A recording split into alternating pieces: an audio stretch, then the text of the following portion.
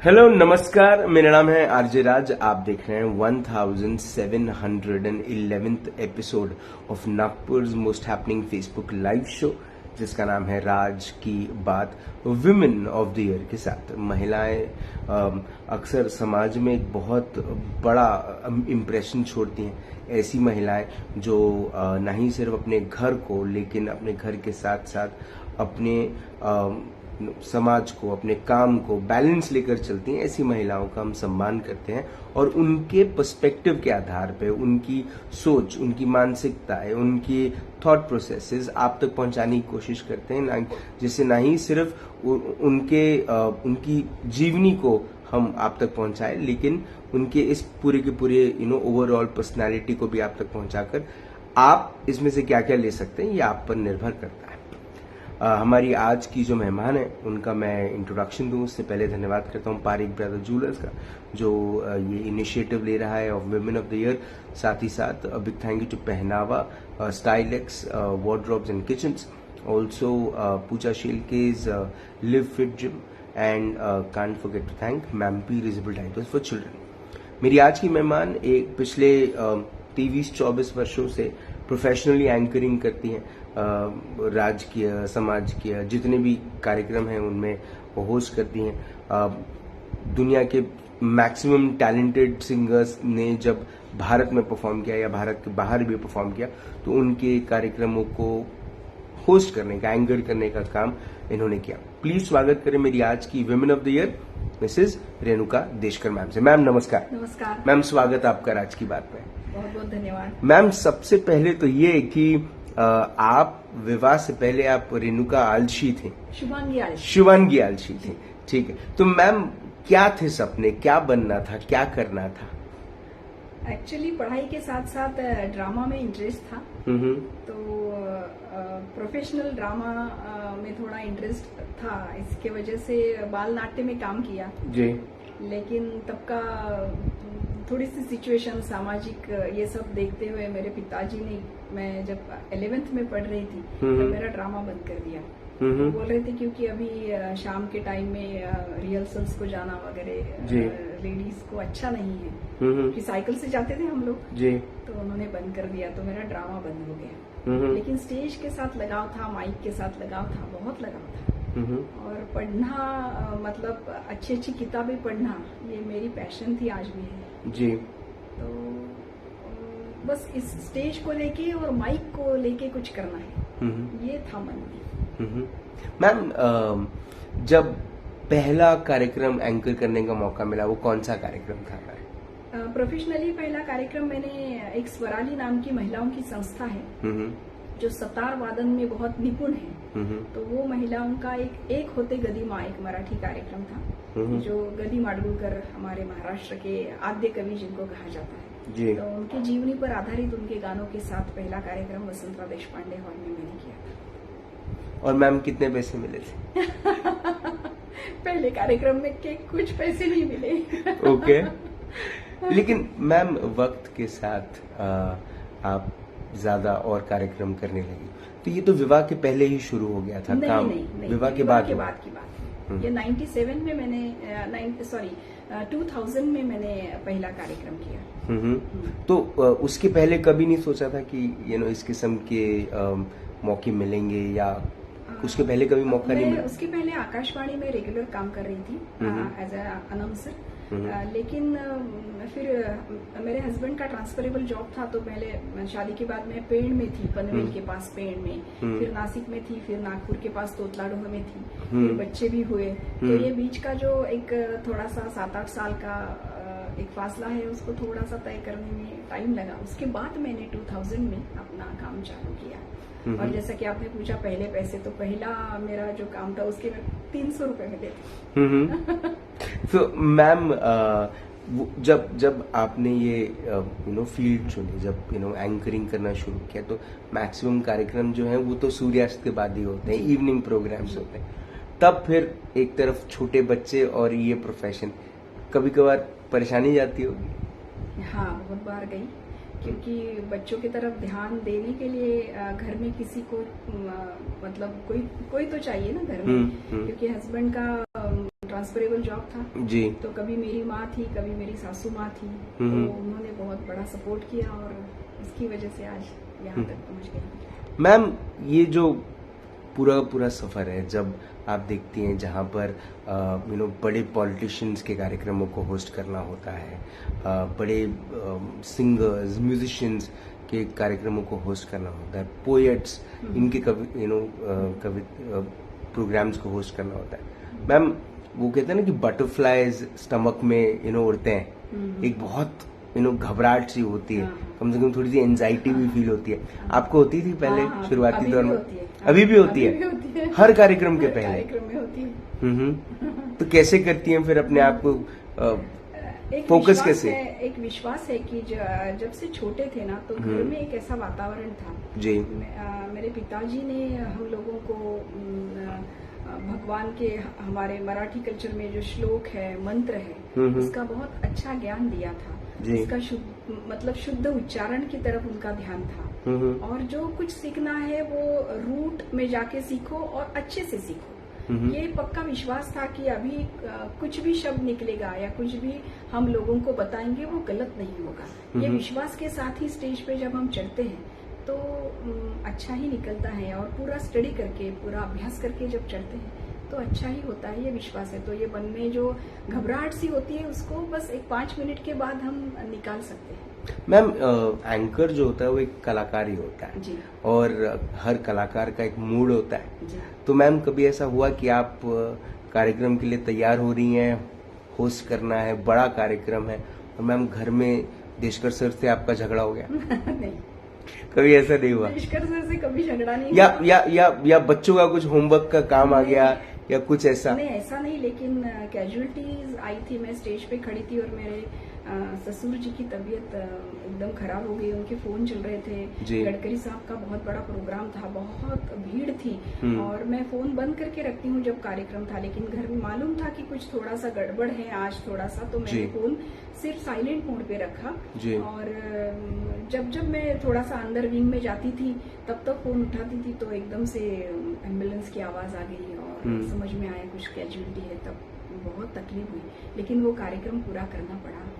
उसके बाद तुरंत हॉस्पिटल गए, ऐसा हुआ है। तो मैम, जैसे मैं रेडियो पे काम करता था, रेडियो सिटी में था मैं, तो मैं एक दिन लाफ्टर डे था और मैं सुबह में शो कर रहा हूँ और लाफ्टर डे के बारे में बात कर रहा हूँ, और उसी वक्त नीचे से मेरी नानी की अंतिम यात्रा जारी है। तो वो मेरे लिए मैटर ऑफ चॉइस था, लेकिन मैम एक गिल्ट भी था। तो मैम, ये आपको हुआ कभी? जब भी ऐसी सिचुएशन आई कभी आपके? बहुत बार होता है, क्योंकि जब हमारी फैमिली और हमारा प्रोफेशन, इसमें जो चूज करना है, उसमें जो बॉर्डर लाइन रहती है ना, वो बॉर्डर लाइन पे खड़ा रहना बहुत कठिन है जी। लेकिन तब फिर ये विवेकपूर्ण रीति से हमें ये लेना चाहिए, डिसीजन लेना चाहिए कि आज के टाइम में इस वक्त क्या अच्छा है, क्या करना चाहिए, क्या कर सकते हैं। तो ये विवेक अगर जागरूक हो तो हम बैलेंस कर सकते हैं। लेकिन मैम, पुरुषों के लिए थोड़ा सा ये कम, लेकिन महिलाओं के लिए तो बहुत ज्यादा ही कटघरे में खड़े करने वाली बात होती है, क्योंकि भावनाशील ज्यादा होती है शायद महिलाएं। जी नहीं, लेकिन समाज भी आपको कटघरे में ज्यादा खड़ा करता है, लेकिन अगर घर का सपोर्ट हो पूरा तो वो हमारे लिए बैकबोन है। अगर घर का सपोर्ट हो तो कोई टेंशन नहीं है।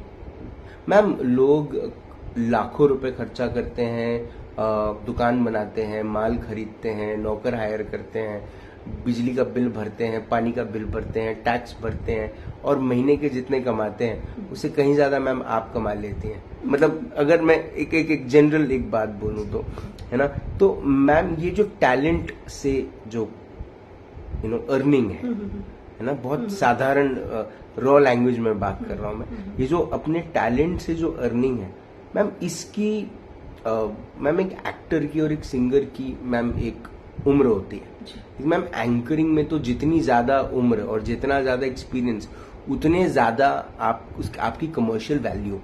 मैम, आप इसको किस तरह से देखते हैं? मैं सबसे बेसिक मेरा ये है कि मैं समाज को कुछ देना चाहती हूँ।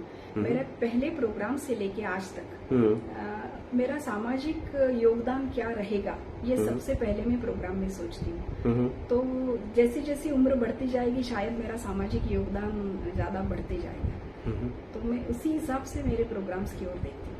मैम, दो किस्म की होस्टिंग होती है। एक होस्टिंग वो जो हम टेलीविजन पे देखते हैं, जिसके अंदर में चिल्लाना ज्यादा है और हर बात पे तालियों की डिमांड करना ज्यादा है, और एक होता है जिसमें बहुत नेचुरली लोग ताली बजाते हैं। आपके कार्यक्रम में ये बहुत नेचुरल प्रोसेस है, जहां पर लोग आपकी बात को, आपके थॉट प्रोसेस को, आपके शब्दों को, आपके एग्जाम्पल्स को सुनकर तालियां बजाते हैं। मैम, इसके लिए तैयारी कितनी करनी पड़ती है? हाँ, जैसे मैंने पहले आपको बोला कि मेरे पिताजी बहुत चूजी थे। हर बर्थडे को किताब ही मिलती थी, अच्छी अच्छी किताबें मिलती थी, बहुत सारी किताबें थी घर में। तो शुरू से पढ़ने का शौक था, और अच्छा पढ़ने का मतलब पढ़ने में भी टाइम वेस्ट नहीं होना चाहिए। जो पढ़ते हैं वो दिमाग में जाना चाहिए, अच्छा जाना चाहिए। तो बहुत सारी किताबें पढ़ी थी, तो कुछ कोट्स हैं, कुछ अच्छी स्टोरीज है जो दिमाग में पक्की तरह से बैठी है। और जब ऐसे कार्यक्रम आते हैं तो वहाँ पे कौन सी स्टोरी किस वक्त बोलनी चाहिए, या कौन से कोट कहाँ कोट करने चाहिए, तो ये एंड वक्त पे जो भगवान पे भरोसा है तो दिमाग में आ जाता है, वो बोल देते हैं। और मैं सोचती हूँ कि समाज के लिए जो अच्छा है ये सबको चाहिए। सामने बैठने वाला भी हमारे लिए क्या अच्छा है ये सुनने के लिए वहाँ पे बैठा है। तो अगर हम उसको वो चीज देते हैं ना, तो तालियां अपने आप बजती हैं, क्योंकि उनकी मन की बात हम लोग करते हैं बहुत बार जी। तो उसके लिए तालियां मिलती है, और उसको देख के फिर अच्छा एक कार्यक्रम की जिसको ऊंचाई बोलते हैं वो भी बढ़ जाती है। मैम, आप इतने अलग अलग तरीके के, अलग अलग जॉनर्स के कार्यक्रम करते हैं, कौन सा कार्यक्रम होस्ट करने में मजा आता है और कौन सा होस्ट करना मजबूरी लगता है? मैं मजबूरी वाला एक भी कार्यक्रम लेती ही नहीं हूँ जी। मेरे प्रोफेशनल वैल्यूज में मैं सबसे पहले जो अच्छा लगता है वही काम करती हूँ, तो मजबूरी की बात ही नहीं है। मैम, लेकिन कौन से में एंजॉय करती हैं आप? एंजॉय करती हूँ गानों के कार्यक्रम में, अच्छे अच्छे सिंगर्स हैं जी, या टॉक शोज में मैं ज्यादा एंजॉय करती हूँ। मैंने करीबन आज तक 150 से ज्यादा वर्ल्ड क्लास लोगों की ये ली है मुलाकात, इंटरव्यू किया है आपने? इंटरव्यू किया है, वो दूरदर्शन में किया है, अलग अलग मतलब चैनल्स में किया है, या स्टेज में डायरेक्टली ओपन शोज भी किए हैं, टॉक शोज किए हैं। तो उसमें सबसे ज्यादा मैं खुद को अच्छा महसूस करती हूँ। मैम, कोई भी कार्यक्रम हो उसमें एंकर की जो भूमिका है, अगर लोग उसको सही मायने में समझें तो वो इंसान होता है जिसके हाथ में कार्यक्रम की बागडोर होती है। वो जिस दिशा में ले जाए कार्यक्रम, उस दिशा में वो कार्यक्रम की रीच पहुंचती है। मतलब वो उठाव लाना अगर कोई कार्यक्रम की जिम्मेदारी है, वो एक एंकर की होती है। मैम, कभी कभार खुद की तबीयत खराब होना या खुद का मूड डाउन होना, मैम इसका बहुत बड़ा असर पड़ता है अपने काम पे। तो कैसे अपने आप को इतनी संगठित रखती है, इतनी फोकस्ड रखती हैं? फिर वही बात है, अपने काम के प्रति जो लगाव है, और शो मस्ट गो ऑन, तो वो करना ही है बस, तो करना ही है। मैम, आपके बच्चों में से कौन है जो आपके पदचिन्हों पर चलने में आपको ऐसा लगता है कि सक्षम है? मेरा बेटा है, बड़ा बेटा, वो फिलहाल यूएस में है। वो बहुत अच्छा पढ़ता है, अच्छा बोलता भी है, लेकिन अब वो आईटी में है तो वो तो उसको शायद टाइम नहीं। लेकिन मेरी बेटी है कात्यायनी, जिसका नाम है जी, मैं उसको बहुत बार बोलती हूँ कि आप करो मेरे साथ, लेकिन वो नहीं बोलती है। लेकिन उसका अलग फील्ड है, उसमें वो एक्सप्लोर कर रही है, वो भी इसी से ताल्लुक रखता है। वो योगा थेरेपिस्ट है, योगा इंस्ट्रक्टर है जी। तो वो भी बात करते करते लोगों को सिखाती है, उसकी बातें लोगों को अच्छी लगती है, और वो बहुत अच्छी तरह से काम कर रही है। तो मैम, जब रेमिनेट में वापस से, क्योंकि मैम मैं खुद एक एंकर हूँ तो मुझे मालूम है ये बहुत बारीक बातें होती हैं कि मैम कई बार इवेंट मैनेजर्स पेमेंट्स टाइम पे नहीं देते हैं। बस पीछे लगना पड़ता है। फोन करो जी, क्या बोलते हैं उसको, एकदम सही शब्दों में, या थोड़ा सा। कभी ऐसा हुआ है कि आप मुझे पे नहीं करेंगे मैं स्टेज पे नहीं चढ़ूंगी, ऐसा कभी हुआ नहीं किया, ऐसा नहीं हुआ है। मैम, वक्त के साथ समाज में भी बहुत सारे बदलाव आए हैं, है ना? तो मैम, महिलाओं को लेकर कुछ मेरे सवाल है जो मैं चाहता हूँ कि आप आपके मन की बात आज हम सुने। Ma'am, the numbers of divorces are increasing day by day. Ma'am, क्या वजह आपको ऐसा लगता है, क्या वजह है जिसकी वजह से हो रहा है? ये हमारा जो देश है ये एक अच्छी संस्कृति वाला देश है। तो इसमें जो विवाह एक संकल्पना है, जो हमारे 16 संस्कारों में से एक संस्कार बोलते हैं जिसको, जिसमें कुछ कमिटमेंट्स हैं। जो संस्कार होते हैं उसमें कुछ दोनों के लिए कुछ कमिटमेंट्स हैं। और हम लोग जब मतलब अब जैसे मेरे बेटी के लिए बहू चुनना है, या जो लोग जो करते हैं, तो इसको हम लोग मराठी में अनुरूप एक शब्द है, आपको शायद मालूम है, अनुरूप जिसको बोलते हैं। तो हम लोग अनुरूप की व्याख्या ऐसे करते हैं कि मेरा बेटा इतना पढ़ा है तो मेरे को बहू भी ऐसी चाहिए, या मेरी बेटी ऐसी पढ़ी है तो मेरे को दामाद भी ऐसा चाहिए, फिर वो गोरा है तो ये भी गोरी चाहिए। इस टाइप की क्या बोलते हैं, सोच पर हम लोग निर्णय लेते हैं। लेकिन ये अनुरूप की व्याख्या नहीं है। अनुरूप की व्याख्या ये है कि जो मतलब अगर हस्बैंड किसी चीज में थोड़ा सा कम है तो उसकी वाइफ ने उसको वो कमतरता मतलब उसको साथ देकर उसकी कमी को ऊपर लाना चाहिए, और बढ़ावा देकर उसको एक अपने क्या बोलते हैं उसको लाइन पर, बॉर्डर पे लाना चाहिए। और जो अपनी वाइफ में कम है वो उसको ऐसे दोनों ने एक दूसरे के साथ एक दूसरे की खूबियां, एक दूसरे की कमतरताओं को देखकर एक साथ चलना चाहिए। ये अगर विश्वास के साथ किया, श्रद्धा के साथ किया, तो ये डिवोर्स का ये कम होगा।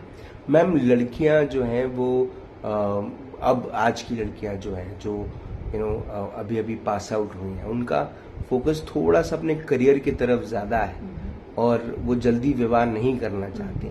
इसको लेकर आपकी क्या सोच है? ये भी गलत सोच है, क्योंकि जो नेचुरल हमारा ये बना है, एक स्त्री और पुरुष नेचुरल ये है, बायोलॉजिकल जिसको बोलते हैं। क्योंकि विवाह करना मतलब अपनी पीढ़ी को आगे भी बढ़ाना है ना। तो अब तो डॉक्टर्स भी खुलेआम बोलते हैं कि जल्दी शादी करो, जल्दी बच्चे पैदा करो, और 30 के बाद अपना करियर तो उम्र भर करना है। लेकिन जो चीज अच्छी तरह से होनी चाहिए उसको अच्छी तरह से योग्य क्या बोलते वक्त पर, परफेक्ट टाइम पे करो। तो ये घर में बताना चाहिए, समाज में बताना चाहिए। ये जो अलग अलग शोज आते हैं इसमें जो करियर माइंडेड उनका जो दिमाग बनाया जाता है पर्पसली, उसकी तरफ ध्यान न रखते हुए घर के लोगों ने, समाज ने बच्चों को सिखाना चाहिए, ये बात बतानी चाहिए। मैम, वो पार्लियामेंट हो या फिर समाज हो, महिलाओं की भूमिका जो है वो वक्त के साथ बढ़ती जा रही है। एक महिला की भूमिका जो है, जहाँ पर मैम कोविड के दौर में भी हमने देखा कि बहुत सारी महिलाएं समाज कल्याण के जितनी भी संस्थाएं हैं उसको लेकर बाहर निकली और उन्होंने बहुत सेवा की। मैम, ये जो बदलाव हम देख रहे हैं जहाँ पर महिला पुरुष के साथ कंधे से कंधा मिलाकर चल रही हैं, इसके प्लस पॉइंट्स क्या समझती हैं आप, और इसके नेगेटिव पॉइंट हैं क्या? ये सवाल पूछा। प्लस पॉइंट्स तो बहुत है, क्योंकि निर्मिति ये महिलाओं का ये है, मतलब क्या उसके पास तो वो निर्मिति का गुण है ही। निर्मिति तो कर रही है। तो निर्मिति सिर्फ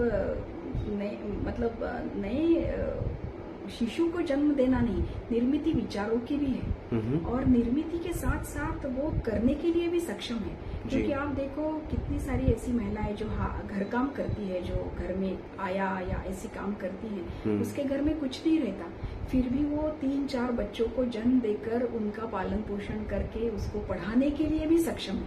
इधर उधर से कुछ ना कुछ काम करके वो उसको बड़ा करती है। तो ये जो उसके हर एक स्त्री के अंदर ये जो एक गुण है, ये जो शक्ति है, इस शक्ति को पहचानना चाहिए। और इसके साथ अगर वो खड़ी होती है तो वो ज्यादा रोती रोते बैठने वाली भी नहीं है, वो काम करती है पक्की तरह से। तो ये गुण मैं समझती हूँ कि समाज के लिए स्त्री का बहुत अच्छा गुण है। लेकिन उसके साथ कंधे से कंधा मिलाना फिर वही बात है कि बायोलॉजिकल जो डिफरेंस है उसको एक्सेप्ट करना चाहिए। बायोलॉजिकल डिफरेंस को एक्सेप्ट करके एक दूसरे के साथ, एक दूसरे को अनुरूप होकर अगर हम साथ चलते हैं तो इससे अच्छी चीज और कुछ नहीं होती, कोई हो नहीं सकती। मैम, चाइल्ड अडॉप्शन के बारे में क्या सोचना है आपका? क्योंकि आज भले ही साइंस ने बड़ी तरक्की कर ली, अब अगर नेचुरल तरीके से बच्चा नहीं होता, जो IVF भी एक नेचुरल तरीका ही है, तो लोग उस राह पर चलते हैं। लेकिन जब उस राह में भी असफल होते हैं तो क्या उन्होंने चाइल्ड अडॉप्शन के बारे में सोचना चाहिए? क्या चाइल्ड अडॉप्शन आपके नजर में सही है? सही है, बिल्कुल सही। हमारे मराठी में एक बहुत अच्छा कोट है, नाही तो माझ्या मासाचा, नाही तो माझ्या हाडाचा, तरीही तो सर्वस्वी माझा। ऐसा बोलते हैं, मतलब मेरे अंदर से तो पला हुआ नहीं है, फिर भी मेरा है। ये भावना बहुत अच्छी है, बहुत बड़ी है। और समाज में ऐसे बहुत सारे लोग हैं जिनको माँ बाप नहीं है, और बहुत सारे ऐसे भी लोग हैं जिनको बच्चे नहीं है। तो अगर ये दोनों एक दूसरे के साथ आ जाए तो बहुत अच्छी बात है। बहुत अच्छी बात है। मैम, एक शादी एक इंस्टीट्यूशन है, और जहाँ पर जो पति है वो अपनी पत्नी से रोज कुछ ना कुछ सीखता है ना मैम? और पत्नी भी कभी कभार पति से कुछ सीख लेती है। नहीं, मैं मेरे को मालूम है मैं आपका जवाब, लेकिन मैम आपने मिस्टर देशकर से क्या सीखा? परफेक्शन सीखा, विवेक सीखा। मैं बहुत ज्यादा बोलती हूँ घर में, वो शांत है, तो कब शांत रहना चाहिए ये सीखा। सपोर्ट सिस्टम कैसी रहनी चाहिए बड़ों की, ये सीखा। बहुत कुछ सीखा, सब सीखा। मैम, एक आर्टिस्ट जो होता है वो तारीफ का भूखा होता है एक तरीके से, उसे तारीफ न मिले तो मैम वो इमोशनली हर्ट होता है ना? मैम, आप जब कोई कार्यक्रम कर होस्ट करके नीचे जब उतरती हैं सीढ़ियों से, तो आपको बहुत सारा अप्रिसिएशन लोग मिलता है, लोग आके अप्रिशिएट करते हैं। कभी ऐसा लगा कि पेट नहीं भरा और फिर घर आई और फिर देशकर साहब ने आपकी तारीफ की और पेट भर गया? देशकर साहब तारीफ तो ज्यादा करते भी हैं, कभी भी नहीं करते। लेकिन कैसा हुआ प्रोग्राम, ऐसा आने के बाद पहला क्वेश्चन रहता है। मैंने बोल दिया बस अच्छा हुआ, आपको खुशी मिली? जी हाँ, चलो ठीक है, आगे का देखो। मैम, आप गडकरी जी के बहुत सारे कार्यक्रम होस्ट करती हैं, फडणवीस जी के बहुत सारे कार्यक्रम होस्ट करते हैं, तो आपकी जो फ्रेंड्स हैं वो तो मैम यही सोचकर चलती होंगी कि अभी इलेक्शन आएगा और रेणुका बीजेपी को वोट दे देगी, कि कांग्रेस की भी कुछ काम मिलते हैं आपको? पहले बहुत सारे करती थी, करीबन 5-6 साल पहले। अभी भी करती हूँ, करती ऐसा नहीं, करती हूँ बहुत सारे प्रोग्राम्स। तो कभी ऐसा हुआ, अगर हुआ है ऐसा कि कभी किसी ने कहा कि आप पॉलिटिक्स क्यों नहीं ज्वाइन करती, आप इतना अच्छा बोलती हैं? हाँ, बहुत बार पूछा है, लेकिन वो मेरा बिल्कुल भी मेरा इंटरेस्ट का ये नहीं है। ओके, पर अगर मौका मिला तो करेंगी? अगर अच्छा मौका मिला तो? नहीं, घर संभालना इतनी बड़ी बात है, कहाँ पे समाज संभालते हैं जी, क्योंकि डर लगता है सब चीजों से। मैम, इतने 24-25 सालों का ये जो पूरा एक्सपीरियंस है मैम, कभी सोचा मैम इस पे कोई किताब लिखी जाए, कभी कुछ? जी, अभी चालू है प्रोसेस, क्योंकि बहुत बार लोग बोलते हैं कि हम क्लासेस लें, सिखाओ, आने वाली पीढ़ी को सिखाओ। पर ये सिखाया जा सकता है? नहीं सिखाया जा सकता, ये क्या डेवलप करने की आर्ट है। सिर्फ इतना बोल सकते हैं कि प्रोनाउंसिएशन की तरफ ध्यान दो, पढ़ो, ज्यादातर पढ़ो जी, और हम डेमोन्स्ट्रेशन दिखा सकते हैं। लेकिन एन वक्त पे जो होता है, मैं जिनको गुरु मानती हूँ इस क्षेत्र में, वो प्रोफेसर राम शेवाड़कर जी, जिसको वक्ता दश सहस्रेषु कहते हैं जी, तो उनके पास मैं जाकर बैठती थी, तो वो बोलते थे कि हर एक सूत्र संचालक के पास जो गुण होना चाहिए वो गुण है प्रत्युत्पन्न मतित्व। मतलब एन वक्त पे हम लोग क्या सोचते हैं, क्योंकि सिचुएशंस तो बदलती रहती हैं। बिल्कुल। तो वो टाइम पे हमारे कुछ पूर्व सुकृत जिसको बोलते हैं, हमारे अनुभव जो है, उस वक्त पे हम क्या डिसीजन लेते हैं, वो बहुत बड़ी बात है, क्योंकि टाइम मैनेजमेंट इतना बड़ा रोल प्ले करता है हमारे करियर में। आप तो जानते हो जी। तो ये सब चीजें बहुत अहम और महत्वपूर्ण है। और सूत्र संचालक ने एक गायक का अगर प्रोग्राम कर रहे हैं तो गायक को बड़ा करना है, सूत्र संचालक ने बड़ा नहीं होना चाहिए जी। तो कितनी बात करनी है, कब बोलना है, कितना बोलना है, उसका आदब रख के कैसे बोलना है, ये सब मैं सोचती हूँ कि करने से ज्यादा मतलब जितना प्रैक्टिस करोगे उतना ज्यादा अच्छा रहेगा। फिर भी किताब के जरिए मैं ये सब लिखना चाहती हूँ। मैम मेरे आखिरी के 2-3 सवाल। एक ये कि कुछ फनी एक्सपीरियंसेस भी हुए होंगे मैम इन 24-25 सालों में, जहाँ पर हो सकता है एकदम से लाइट चली गई हो, एक चलता हुआ गाना एकदम से बंद हो गया हो, या फिर जो गेस्ट नहीं आने वाला है वो भी आ गया हो। हाँ, एक बार हुआ था जी। एक हमारे कस्तूरचंद पार्क में बहुत बड़ा प्रोग्राम था और एक बहुत बड़ी एक्ट्रेस वहाँ आने वाली थी।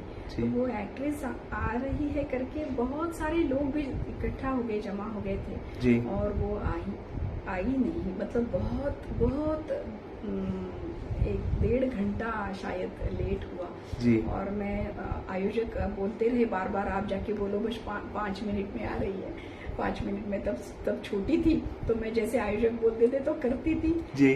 और फिर ऐसा बोलते बोलते 4-5 लेडीज एकदम से सामने आ गई, ऐसे हाथ जोड़े, अब यहाँ से निकलो आप ये बात मत बोलो, ऐसा करके जी। तो ऐसा हुआ है। और मैम आपकी सिचुएशन तो बड़ी खराब हो गई, बड़ी खराब, क्योंकि क्या करेंगे हम लोग जी। सही बात। मैम अब आगे क्या मैम? 24-25 साल का एक एक्सपीरियंस से कंटिन्यू करेंगे या आगे कुछ और नया? काम तो करना ही है, बहुत काम करना है, अलग अलग विषयों को लेकर काम करना है, डीप मतलब विषयों का डीप स्टडी करके अंदर जाकर काम करना है। मैं रामायण महाभारत जैसे ग्रंथों पे, भगवत गीता और ज्ञानेश्वरी के ग्रंथों पे बहुत विश्वास रखती हूँ और उसमें जो मतलब तत्व ज्ञान है, वो लोगों के सामने अपने जरिए आना चाहिए, इसके लिए काम कर रही हूँ। तो हमारे राष्ट्रीय सेविका समिति का वंदनीय मौसी जी केलकर जो संस्थापिका है, उनके रामायण का प्रचार और प्रसार जी करने की इच्छा मन में है और वो कर भी रही हूँ। और इसके साथ साथ कुछ इंटेलेक्चुअल वैज्ञानिक कार्यक्रमों को भी आगे लाना है, क्योंकि हमारी संस्कृति और विज्ञान इस दोनों का मेल रखकर अगर हम युवा पीढ़ी की तरफ जाएं तो युवा पीढ़ी के मन में बदलाव भी आ सकता है और हमारा जो पुराना जो कुछ है उसको हम फिर एक बार सामने ला सकते हैं। तो इस टाइप के प्रोग्राम्स में रुचि रखती हूँ। मैम अगर जिंदगी की एक सुनहरी किताब लिखी गई, एक उस किताब के सुनहरे पन्ने पर ये नाम लिखा गया, रेणुका देशकर, मैम उस नाम के नीचे वो कौन सी लाइन, वो कौन सा कोट, वो कौन सी कौन सी ऐसी बात लिखी रहनी चाहिए जिसे पढ़ने के बाद लोग आपको हमेशा याद करें? मैं एक अच्छी माँ हूँ, बस क्योंकि माँ कैसी होनी चाहिए। माँ सिर्फ अपने बच्चों की माँ नहीं, माँ तो सबकी माँ होती है। और आई में जो मतलब माँ में जो गुण है, वो गुण अगर सब में आ जाए, पुरुषों में भी आ जाए, तो दुनिया अलग है। मैम आपकी आवाज, आपका संचालन करने का तरीका बहुत यूनिक है। आप उसके लिए आपको बहुत बहुत बधाई, बहुत बहुत अभिनंदन आपका। और साथ ही साथ उम्मीद ये कि आपकी आवाज़ हम आने वाले कई वर्षों तक सुनते रहेंगे, आपको मंच पर हम कई वर्षों तक देखते रहेंगे। और आप की जो ये सोच है, आपका जो एक पूरा का पूरा जो ये ऑरा और व्यक्तित्व है, उसके आशीर्वाद तले कई युवाओं को भी आप मौका देंगी, जिससे वो सीखें। आपकी किताब बहुत जल्द जब भी आप उसको लॉन्च करें, आप मुझे ज़रूर बुलाइएगा, हम राज की बात पर उसको भी कवर करेंगे। लेकिन मैम मैंने जब एंकरिंग शुरू की थी तो मुझे मेरे फादर साहब ने बोला था कि तुमको अगर एंकरिंग सीखनी है तो तुमने एक बार रेणुका देशकर मैम की एंकरिंग सुननी चाहिए ताकि तुमको पता चले कि एक अच्छा एंकर क्या होता है। आपने अपना वक्त दिया, आपने हमसे बात करी, आपने हमें अपने बेस्ट ऑफ एक्सपीरियंसेस शेयर किए, उसके लिए बहुत बहुत धन्यवाद। जी, आपका भी बहुत बहुत धन्यवाद।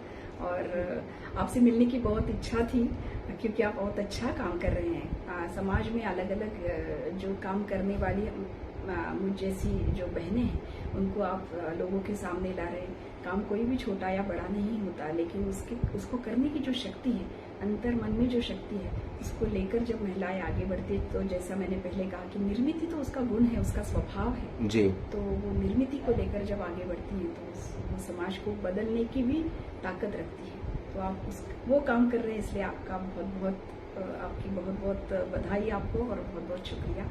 आज यहाँ पर बुलाकर अवसर दिया, इसके लिए आभार। बहुत बहुत धन्यवाद, थैंक यू सो मच।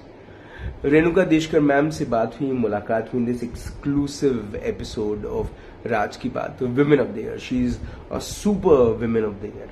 लेकिन देखिए, ये बात तो हकीकत है कि एक संचालिका जो होता है, जो संचालन करता है, एक संचालिका के हाथ में पूरे के पूरे कार्यक्रम का दारोमदार होता है। वो जिस दिशा में कार्यक्रम को ले जाए, जिस एनर्जी के साथ, जिस वाइब के साथ, जिस थॉट्स के साथ वो ले जाए, कार्यक्रम उसी दिशा में होता है। जो ये लोग जो ऑडियंस है उसका वो उस लेवल पे लुत्फ उठाती है। अब देखा जाए तो अगर हम महाभारत इसको जोड़ें या गीता से इसको जोड़ें तो वो टाइम याद आता है जब अर्जुन और कृष्ण की एक स्पेशल बात हुई थी, जहां पर कृष्ण एंकर का ही रोल कर रहे थे, वो संचालन कर रहे थे और उन्होंने वो बात समझाई अर्जुन को, जिसके बाद आज दुनिया उसको एक अलग नजर से समझती है और उसके आधार पर चलते हैं। हकीकत जो है वो ये है कि ये बात बड़ी खूबसूरत लाइन है और ये मेरी फेवरेट लाइन है और ये बात मैं उन सब के लिए कहता हूँ जिनके अंदर में वो मैं भाव देखता हूँ। सिर्फ वो भाव सेल्फिश होकर खुद के लिए नहीं है, लेकिन दूसरों के लिए, समाज के लिए, लोगों के लिए।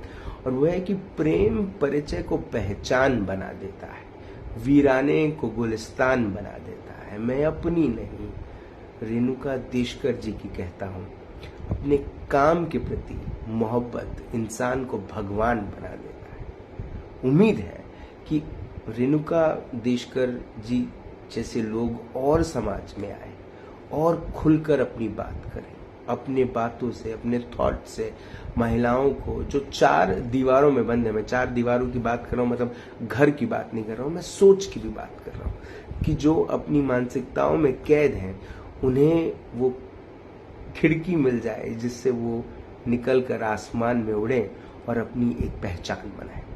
आपसे फिर होगी मुलाकात इन राज की बात। तब तक अपना ध्यान रखें, सुरक्षित रहें, स्वच्छ रहें, स्वस्थ रहें, मस्त रहें, खुश रहें, व्यस्त रहें, परिवार के साथ एक अच्छा वक्त बिताएं। और अगर आपके परिवार में एक छोटी सी बिटिया है जो कोई भी बात खुलकर कहती है, उसके हर शब्द का जो जो वो प्रोनाउंसिएशन है, वो प्रोनाउंसिएशन बड़ा साफ है, हर बात को वो खुलकर कहती है। जब वो कहती है कुछ तो आपका मन गदगद महसूस होता है, ताली बजाने का करता है, तो समझिए वो रेणुका देशकर बन रही है। जिंदा रहें। जय हिंद।